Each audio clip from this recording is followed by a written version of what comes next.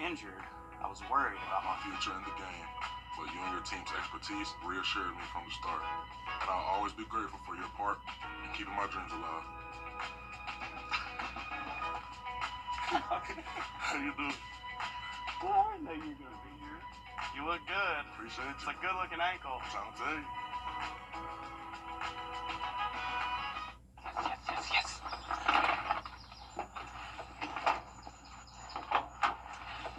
All right. Hit me with the checklist, honey. Luggage? Check. Kids? Check! Butler trip check? Before you leave town, check with the butler. With our complimentary trip check, we'll inspect all your major safety components and parts to ensure your car is running its best. With multiple locations convenient to you, just let the butler do it. I'm attorney George Sink. My law firm has the experience to help you get your money faster. Get George Sink Law Firm on the line. Call 999-9999. At Stanton, get a stash of contacts for Stanton Optical. Easy's our thing.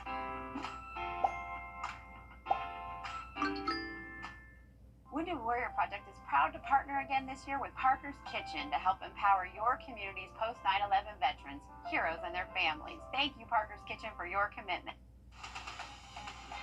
Live from Augusta, you're watching News 12, live at 5.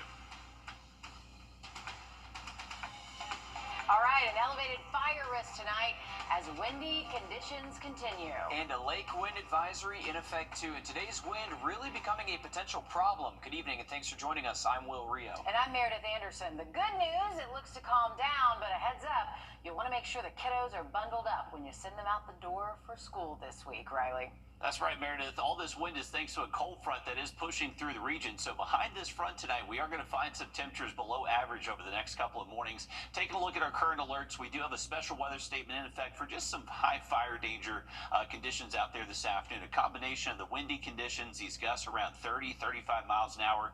And we also have some dry fuels on the ground, and the air is not excessively humid by any means. So dry air, windy conditions, not a good combination. So ideally, don't burn the rest of today. We also have this lake wind advisory in effect. So up at Clarks Hill, our camera up there definitely has been seeing some white caps going on. And take a look at our top wind gusts so far this afternoon. We've actually been up to 35 up in Wilkes County in downtown Washington. And then at Bushfield, we've actually been as high as 35 as well. So definitely a windy Tuesday. And this is what it is currently. We are still gusting around 30 miles an hour here in Augusta. And I think the sustained wind over 20 is just as impressive. Now, as we head into this evening, early tonight, the wind threat should gradually start to calm down. I would say by the time we get to midnight tonight, not expecting wind over 20 miles an hour. And throughout the day tomorrow, it is going to be a much calmer Wednesday. And luckily, as high pressure starts to build in from the west, this is going to keep our skies generally sunny. Cooler air is going to be on the horizon, though. We'll take a look at those temperatures for you in just a little bit. All right, thanks for that, Riley. Tonight, good news for Georgia taxpayers. You're about to get a one-time tax refund worth hundreds. Now, this comes as Georgia Governor Brian Kemp signs the largest state income tax cut in Georgia history. Here we go. You hear that applause today as lawmakers surround Governor Kemp when he's signing off on 2 tax relief bills. House Bill 111 lowers the state's income tax rate by 2%. The rate will continue to fall over the next 2 years. And House Bill 112 gives taxpayers a one-time rebate of up to $500. That's only for Georgians who filed income tax returns for 2023 and 2024, but no word yet on when the money will hit accounts or the mail. Governor Kemp says the relief is long overdue. Putting money back where it belongs, in the pockets of you all, hardworking Georgians. In just the past 2 years alone, the General Assembly and I have committed to saving or returning over $7.6 billion through multiple income tax refunds, property tax exemptions, and suspension of the state gas tax. The new tax rate will reduce by 10%, resulting in a 4.99% rate in 2027. And as far as the tax rebate goes, single or married Georgians filing a separate return will receive a $250 rebate. Heads of households will receive $375. Married couples filing a joint return will receive $500. Also mentioned at the bill signing was the suspension of the state motor fuel tax during the immediate aftermath of Hurricane Hurricane Helene. Governor Kemp says the swift action was essential in providing relief to Georgians. That devastating storm was like no other that we've seen, cutting a path of destruction across wide swaths of our state. We needed to act fast to support our people and our local communities impacted, and also to help first responders. And because of our responsible budgeting, we were able to offer relief through this suspension. After nearly 2 weeks of golf, people are now back in their homes after having Golf Week renters. Before the tournament, it was a scramble for renters to get their homes ready after Hurricane Helene. Your Audrey Dickherbert joins us live at 5 in the newsroom. And Audrey, what are rental companies seeing between golf weeks and damage from Hurricane Helene? Well, it's not uncommon to rent out your home during Golf Week when you live in Augusta, but prepping for it looked different this year. That's due to the extensive amount of damage from Hurricane Helene. Rather than cleaning out closets, many were hoping to get their roofs fixed or debris cleared from their yard in time. But this didn't stop people from coming in town last week. And corporate quarters says that despite everything that has happened, this has been one of their best years yet for rentals, and that they saw even more homeowners go above and beyond for their renters, making sure they feel the Southern hospitality Augusta has to offer. I've worked around the clock since October, since Helene devastated our city, and we tried to make it look as best we can, but obviously things were different. Trees were down. Clients were really shocked at what happened, but Augusta was beautiful, and there was a different vibe in the air this year. And coming up all new on News 12 at 6 o'clock, we'll hear from a homeowner who got their house fixed up just in time for Masters Week. Thanks, Audrey. A lot of people now getting shocked at what we've become very used to seeing. Yeah, and that was going to be the big question, is what it was going to look like come Masters Week, but it looks like things, are headed for the better at this point. Yeah, people really got stuff done. Thanks, Audrey.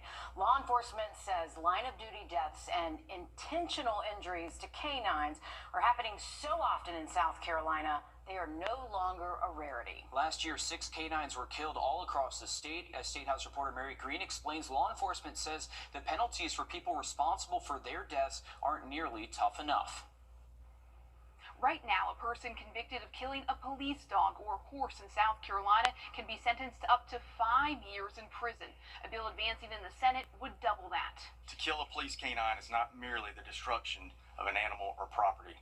It is the violent silencing of an officer's life in the line of duty. Our current penalties send the wrong message, that these animals' lives are expendable. That message is unacceptable. The bill would impose a mandatory 2 to 10 year prison sentence on a person convicted of willfully or maliciously torturing, mutilating, injuring, disabling, poisoning, or killing a law enforcement dog or horse. People who taunt, torment, tease, beat, strike, or unlawfully drug a police animal could go to prison for up to 5 years. Sheriffs, police chiefs, SLED, and one solicitor spoke in support of the proposed penalty increases Tuesday. Some testified to senators that their colleagues joining them, or they themselves, wouldn't be there, still alive, if it weren't for the work and sacrifices of these canines. These dogs do not hesitate. They don't question danger. They just go. The least we can do is show them and their handlers the respect and legal protection they deserve. This bill got its first 2 approvals Tuesday and will next await a debate on the Senate floor. Reporting from the State House, I'm Mary Green. Similar legislation has been filed in the House of Representatives named in honor of canines killed in the line of duty.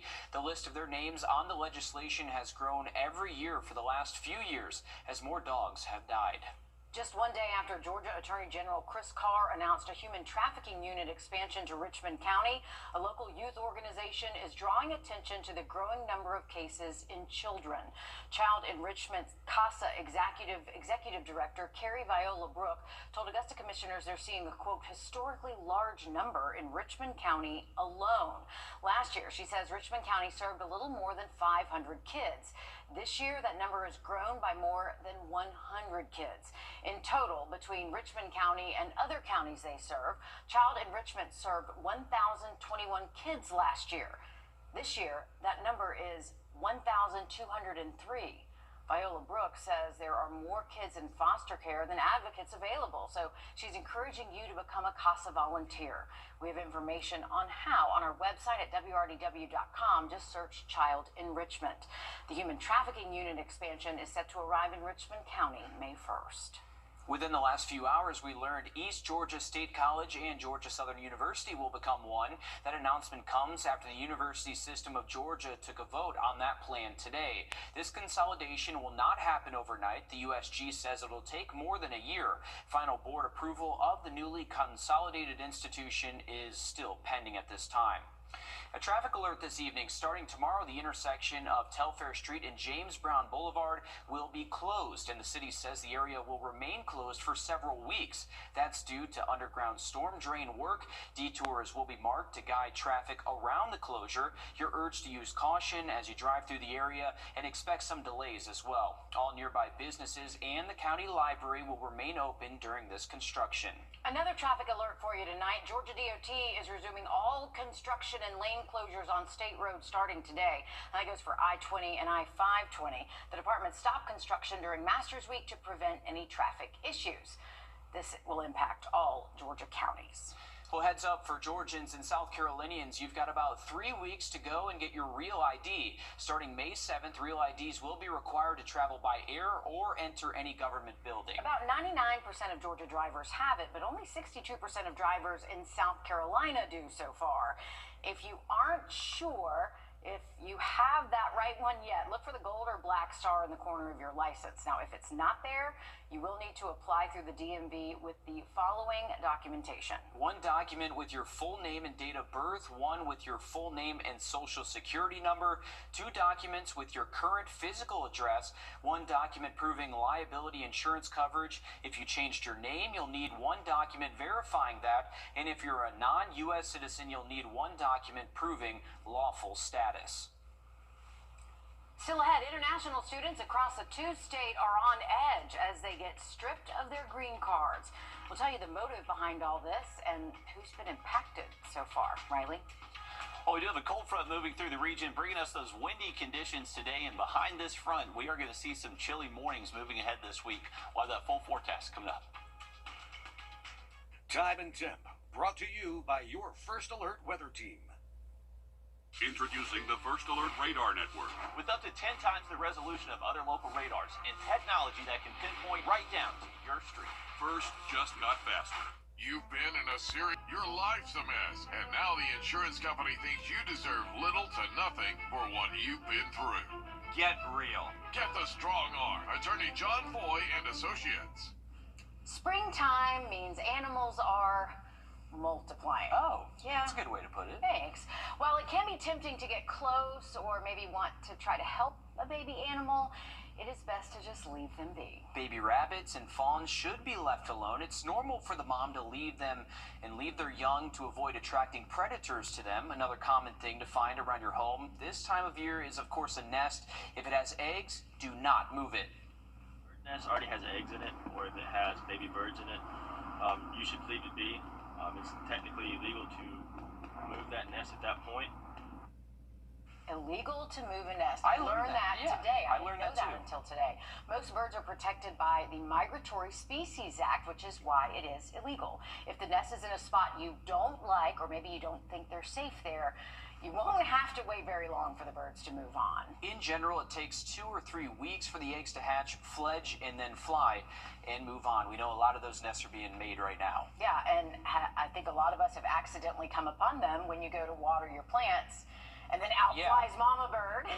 Scares you. Or, you see the bird making a nest in not a really safe spot, or it's on the edge of something, so you want to move it, but they're telling us not to do that, Riley. I know, it's unfortunate. A lot of times with those swallows, a lot of times they build those kind of mud nests that'll sit in the top of your porch. And a lot of people don't like them, but yeah, as DNR just said, they are protected by that Migratory Species Act, so ideally don't move them or you could get into some trouble. But it is a beautiful day across the area, just a little bit windy. We've had our eyes on the lake all day long. We've been seeing some whitecaps at times, and we have actually had some gusts up to around 35 miles an hour so far today. Sustained winds are over 20. Right now, 21 mile an hour sustained wind out of the west-northwest. But temperature-wise, we are comfortable today, hitting the mid-70s. Now, we do still have a lake wind advisory in effect until 11 p.m. tonight, so that's the thing. It's windy right now, and it's not going to stop being windy until we most likely get after midnight. So heading out this evening, if you're going to be on the roadways, just make sure you're giving those high-profile vehicles plenty of extra room out there. You can see through sunset. We'll be gusting 30-plus, but once we get later into this evening, especially tonight, the wind threat does calm down a good bit as high pressure just starts to build in. Now, with high pressure building in, clear skies and some drier air tonight, we should be able to see low temperatures tomorrow morning in the mid-40s. This is about 5-6 degrees below average for this time of year, so you will need that jacket to start off your Wednesday. But throughout the day tomorrow, it's going to be calmer. We're going to see a lot of sun out there, and high temperatures just about 5 degrees below average again tomorrow afternoon. Expecting highs most likely near 75, 76. Not too bad whatsoever, but just going to keep those temperatures nice and comfortable most days this week. We got some nighttime baseball at SRP Park tomorrow night. They had Education Day today with an 11:05 first pitch. That was a fun game out there. For tomorrow night, if you're heading out to SRP, first pitch around 7:05. We should still be in the low 70s, but once that sun goes away tomorrow evening, temperatures will cool off quickly. So if you plan to head to the Green Jackets game tomorrow night, definitely have a jacket with you. Those temperatures will be in the 50s as we close out that game tomorrow. And even pushing forward most mornings this week, at least for Wednesday, Thursday, Friday, we will be seeing wake-up temperatures below 50 degrees. But take a look at that warm-up heading our way just in time for Easter weekend. We're jumping our temperatures back well above average, and we could actually get some high temperatures, maybe close to 90 degrees by this weekend. Here's a look at your Easter Sunday forecast. The good news is it does look dry for any Easter egg hunts, early morning services, anything you're doing outside Easter Sunday does look dry, but we are going to have some clouds with us. I would say partly to mostly cloudy skies most of the day, but despite the cloud cover, we should still be able to warm up to most likely high temperatures in the upper 80s, getting close to 90 degrees, not too far away from record highs this time of year. Not much rain in our forecast, so bone dry all the way through the rest of the work week, even into the weekend. But as we look further into next week, I would say by next Tuesday, Wednesday, we start to bring back some low rain chances, maybe up to 1/4 of an inch in some spots. So minimal rain at that. But once we look at our longer term outlook, this is the 6 to 10 day outlook across the area, starting to see our precipitation outlook trend a little bit better in the wetter direction. We do need some rain. Remember, we have abnormally dry to even moderate drought conditions, so some rain will be beneficial, but we don't have much in the forecast for the rest of the week. Just hotter temperatures by your Easter weekend. Next week, I would say by around Monday, Tuesday, those rain chances look slightly higher. Thanks, Riley. Still ahead, international students across the two-state living in fear as their green cards get stripped away. They're scared that ICE is going to show up at their doorsteps to arrest them at any point. First Alert Radar, powered by Jim Hudson Automotive Group. Life isn't a whisper. It's a roar. It's about getting your hands dirty, taking risks that thrill, and planning the adventure that awaits the next day. Life is a precious, playful thing, which means it's our job to explore it, to nurture it, and preserve it. But also, to let loose and enjoy it. Riverbank Zoo and Garden. Live a wild life. Major milestone for the historically black Payne College tonight. The institution is celebrating the first 100 days since President Lester McCorn assumed that position.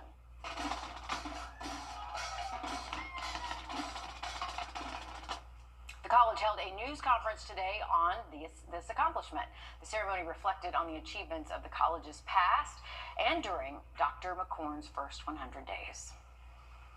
So on behalf of the Board of Trustees, once again, we commit and recommit to you that we will support Dr. McCorn to make sure that Payne College is the best institution of higher learning in the United States of America. Payne College has worked overtime to come out of a rut after losing its accreditation back in 2016. Dr. McCorn says the new vision for the college involves growing new programs and increasing enrollment and community engagement in Augusta. Riley. Well, if you are heading out this evening, we are expecting these windy conditions to continue at least a couple of hours after sunset, but temperatures will be comfortable in the 70s and 60s, at least around 10 p.m. Now look at your 7-day forecast just after a short break. Burga battle is a local favorite for a good cause. It's one of the Boys and Girls Club of the Great Augusta's annual fundraisers, rounding up chefs from the area's best restaurants. Yes, and the event invites chefs to prepare their own specialty burgers as they compete to be named Burger Battle Champion. And the winner is Midtown Tavern! Hey, I'm McGuire Welsh from Midtown Tavern, reigning Burger Battle Champions. If you want to take our belt, you better bring it on April 28th. At Breaks for Less, you get down I-20 and exit 172. Welcome back, folks. A live look from our SRP park cam over the Savannah River, the Greenway. You can see those trees kind of swaying around a little bit. Definitely some windy conditions out there this afternoon. We have sustained wind, actually up to 21 miles an hour. Gusts have been as high as 35 at times.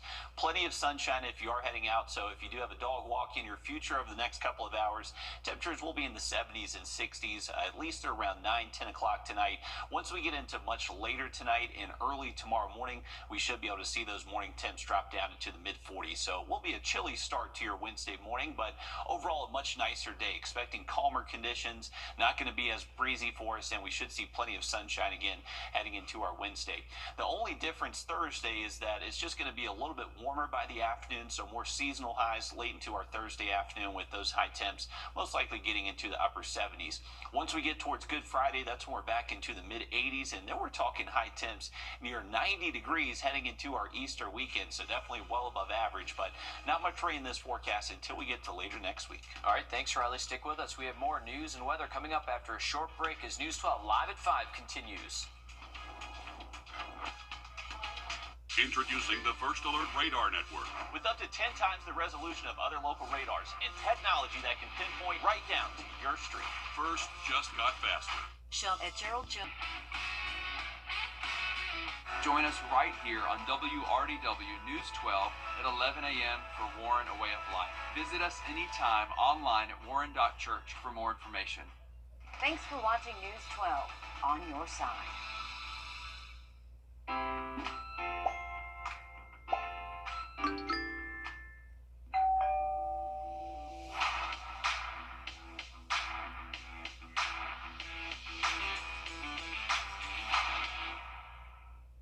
You're watching News 12 Live at 5 continues.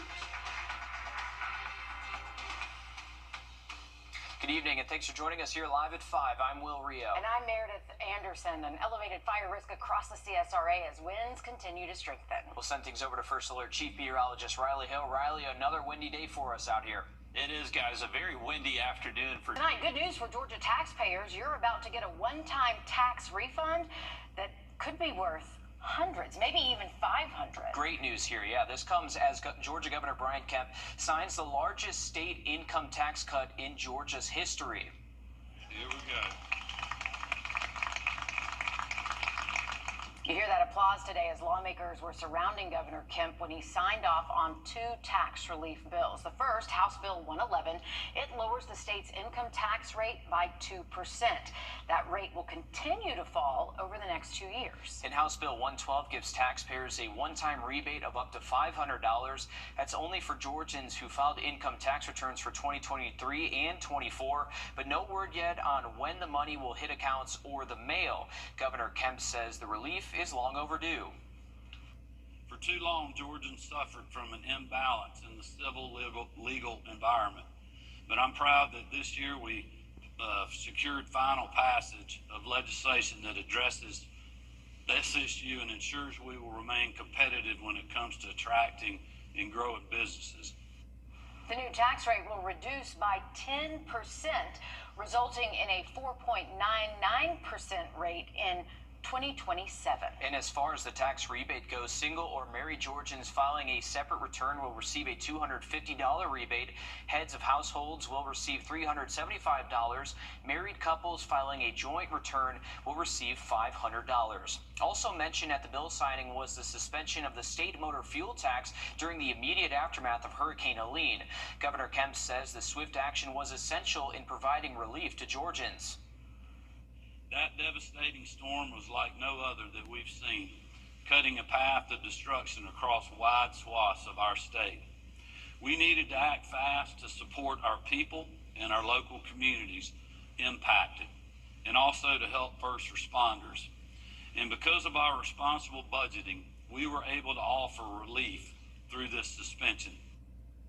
Just one day after Georgia Attorney General Chris Carr announced a human trafficking unit expansion to Richmond County, a local youth organization is drawing attention to the growing number of cases in children. Child Enrichment CASA Executive Director Carrie Viola Brooke told Augusta commissioners they are seeing a, quote, historically large number in Richmond County alone. Last year, she says Richmond County served a little more than 500 kids. This year, that number has grown by more than 100 kids. In total, between Richmond County and the other counties they serve, Child Enrichment served 1,021 kids last year. Well, this year, that number went up by about 200. Viola Brooke says there are more kids in foster care than advocates available, so she's encouraging you to become a CASA volunteer. We have information on how on our website, wrdw.com. Just search Child Enrichment. The human trafficking unit expansion is set to arrive in Richmond County May 1st. This evening, we got word that East Georgia State College and Georgia Southern University will become one. That announcement comes after the University System of Georgia took a vote on the plan today. This consolidation will not happen overnight. The USG says it'll take a little more than a year. Final board approval of the newly consolidated institution is still pending. A traffic alert this evening. Starting tomorrow, the intersection of Telfair Street and James Brown Boulevard will be closed. The city says the area will remain closed for several weeks. That's due to underground storm drain work. Detours will be marked there to guide traffic around the closure. You're urged to use caution as you drive through the area, and of course expect traffic delays. All nearby businesses and the county library will remain open during this construction. Another traffic alert for you tonight. Georgia DOT resuming all construction and lane closures on state roads starting today. That goes for I-20 and, of course, the Bobby Jones. The department stopped construction during Masters Week to prevent any traffic issues.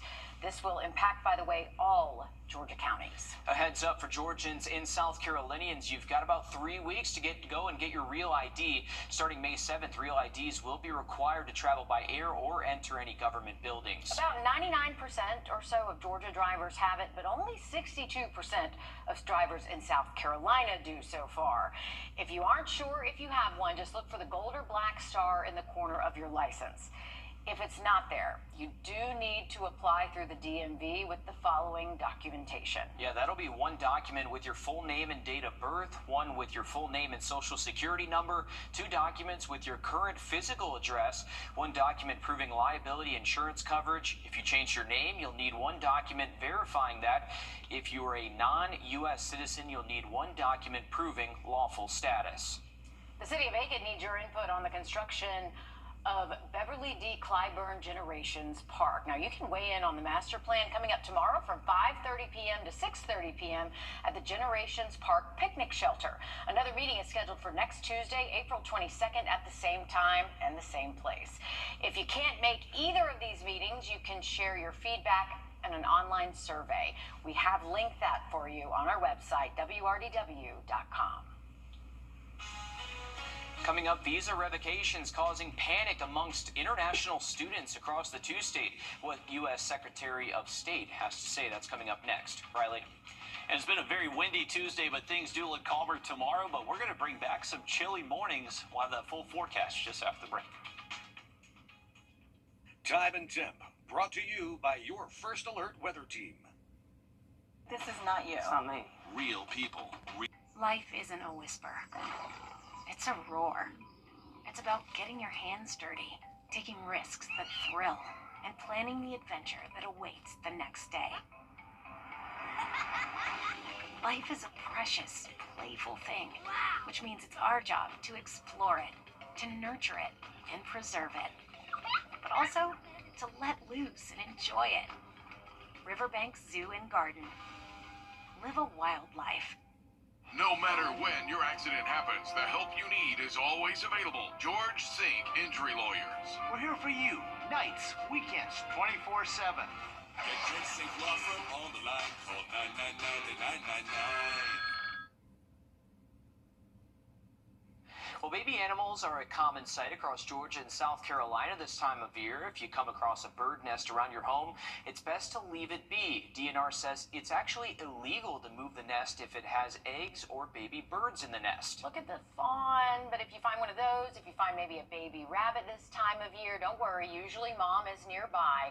They do avoid staying with their young most of the day to prevent predators from finding the young animals.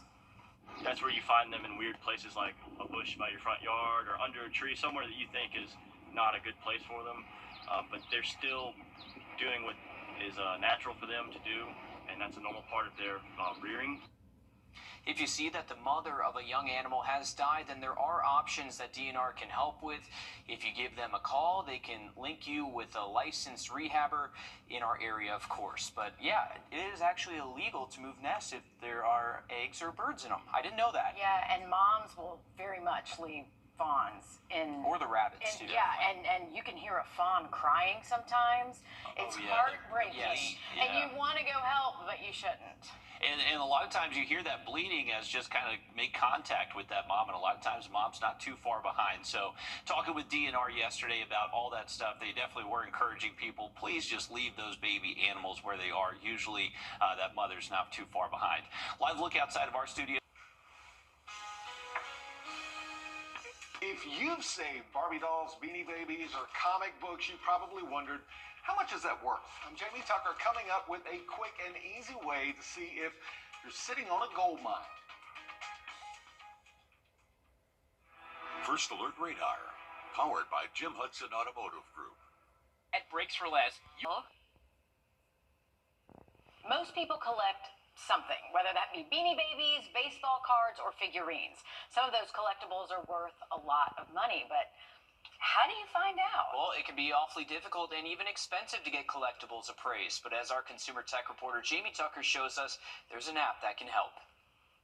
Yeah, everyone collected something as a kid, and to find out how much they're worth, you could pack it all up, take it to an expert, pay some money to find out, or you can grab your smartphone and an app you probably already have. It's the Google app, and when you open it up, you'll see the Google Lens option near the search bar. Frame up your baseball card, Barbie doll, or whatever, and Google searches and finds all the places that item is found online. That includes listings on eBay. A quick snap and search shows me this baseball card is on sale for eBay for $9. This basketball card is on sale for over $100. Now that's the selling price, what someone thinks it's worth, but change the eBay filter and you can see what the item has sold for in the past. How many of us thought we'd retire from a Beanie Baby collection? Google Lens and eBay shows they're not actually worth as much as we hoped. Precious Moment figurines, Longaberger baskets, Barbie dolls, baseball cards, most are not worth much more than we originally paid for them. And if you like to shop thrift stores and estate sales, Google Lens is a must-have to find information on items quickly. This isn't a surefire way to get the exact value of something, but by seeing what other people are paying for the items, it gives you an idea of what to take to an expert to get graded. And it's a lot of fun, too. That's What the Tech. I'm Jamie Tucker. It is worth the effort to check out collectibles values. Last year, a Marvel comic book sold for $6 million. Well, I'm not that lucky. I'm not that lucky either, but I wish I did have a $6 million comic. Well, around this time of year, the Greenbrier girls soccer team sneaks their way into one of our shows. Every team has a recipe for success. For the Lady Pack, that's family, Alyssa. Yeah, they have 4 pairs of sisters on their roster, meaning they make up about 72% of their starting rotation, and they play almost every inch of the pitch from goalie to striker, midfielder, and defense. There really isn't room for anyone to break up this family, let alone score on them. The Lady Pack is going for their 27th straight 5A Region 1 win, beneficial to their record books and their family's dinner table.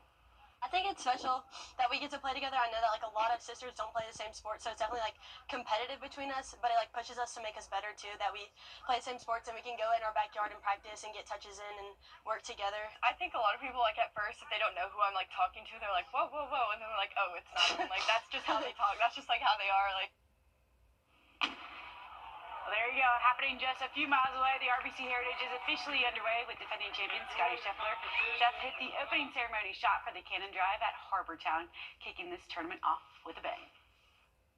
Well, this is really the first opening ceremony I've been a part of. This is something that's very unique to this tournament, and I think it's a really cool tradition, and was very fun for me to be a part of. Yeah, it was definitely the first time I've also hit a tee shot while the cannon is going off, so that was a unique experience. But I was definitely glad to just be able to make contact with the ball and not embarrass myself out there. A $20 million purse is at stake, with $3.6 million going to the winner. We're going to have updates throughout the week. Always a cool tradition down there in Hilton Head. If you're heading out early tomorrow, make sure you have a sweatshirt. We are going to see some chilly morning temperatures into the mid-40s, but by the afternoon, all you'll need is a short sleeve shirt. I'm looking at 7 Day again just after the break. Got it! It matters when a new medication has you a little unsure, so the side effects are minimalized. But know you can always count on someone who is. Where you get your medicine matters. We are less than a week away from Easter, and there are a few local events for you and your family to enjoy.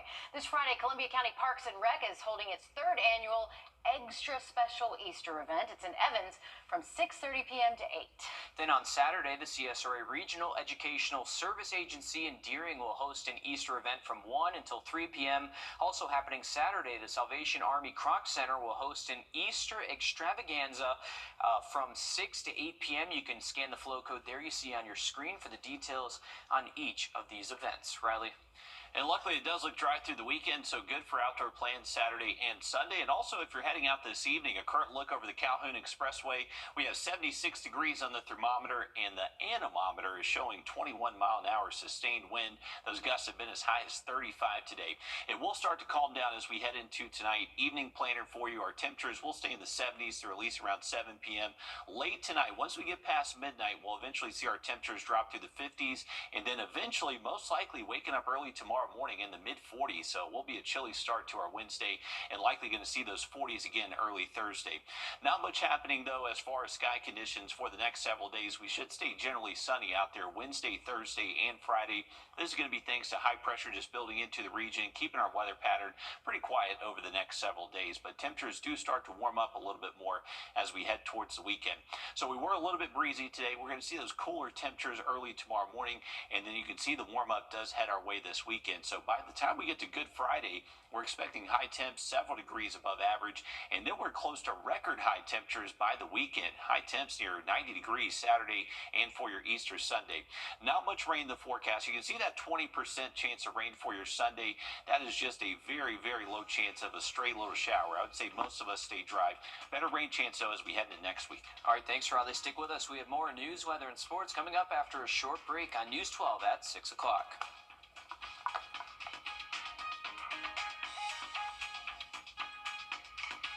Introducing the First Alert Radar Network. With up to 10 times the resolution of other local radars and technology that can pinpoint right down to your street. First just got faster. So what do you think about these?